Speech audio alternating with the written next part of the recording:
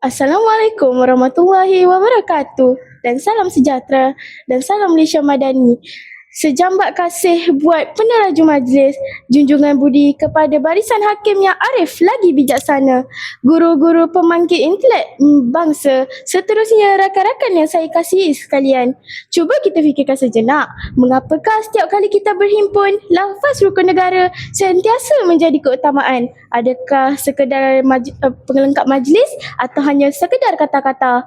Sudah tentu tidak. Rukun negara yang diperkenalkan pada tahun 1970 bukan sekadar 5 prinsip untuk dilafazkan, tetapi merupakan kompas moral yang memandu rakyat Malaysia agar terus hidup bersatu padu walaupun berbeza kaum, agama dan budaya. Justru pada hari ini, izinkan saya mengupas mauduk pidato peranan rukun negara dalam membangunkan masyarakat yang bersatu padu. Sidang Dewan yang saya hormati, paradigma pertama di bawah lembayung kata, ketawadian diaspirasi, perpaduan dikecapi. Imam An-Nawawi pernah berpesan, kepercayaan kepada Tuhan ialah cahaya yang menerangi hati dan kekuatan yang menguatkan jiwa. Pujangga Melayu turut mengingatkan, tegak rumah kerana sendi, runtuh sendi, rumah binasa. Tegak bangsa kerana budi, runtuh budi, runtuhlah bangsa. Prinsip pertama rukun negara, kepercayaan kepada Tuhan, mengajarkan kita supaya saling menghormati walaupun berlainan agama dan kepercayaan. Setiap agama menyuruh umatnya agar mengamalkan kejujuran, kasih sayang, hormat menghormati dan tolong menolong. Apabila nilai-nilai murni ini diamalkan, hubungan sesama masyarakat akan menjadi lebih erat, seterusnya melahirkan sebuah negara yang aman, harmoni dan bersatu padu.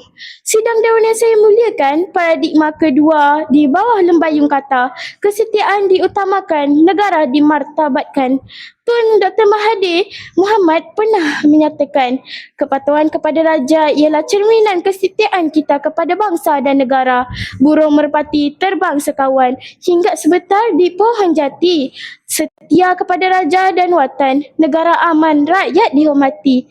Prinsip kedua rukun negara, kesetiaan kepada raja dan negara, mengajarkan kita supaya menghormati institusi raja, mencintai tanah air serta mematuhi undang-undang.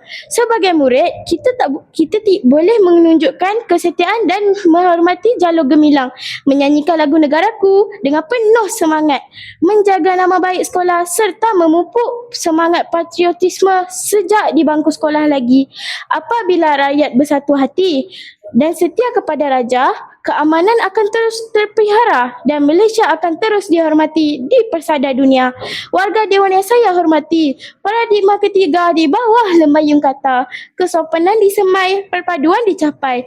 Prinsip kelima rukun negara, kesopanan dan kesusilaan merupakan kunci kepada keharmonian masyarakat.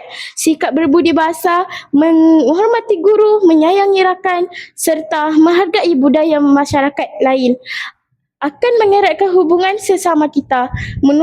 Menurut Baltasar Gassian, kesopanan ialah cara terbaik menunjukkan rasa hormat terhadap orang lain. Jelaslah bahawa apabila setiap rakyat mengamalkan kesopanan dalam tutur kata dan tingkah laku, perpaduan akan terus subur, perselisihan dapat dielakkan dan keamanan negara akan terus terpelihara. Sidang Dewan yang saya muliakan, sebagai penutup bicara, marilah kita menghayati 3 prinsip rukun negara yang telah saya huraikan, iaitu kepercayaan kepada Tuhan, kesetiaan kepada raja dan negara, serta kesopanan dan kesusilaan. Jadikanlah rukun negara bukan sekadar lafaz ketika perimpunan, tapi amalan dalam hidup seharian. Bersatu kita teguh, bercerai kita roboh. Sekian, terima kasih. Wabillahi taufiq wa hidayah. Wassalamualaikum warahmatullahi wabarakatuh.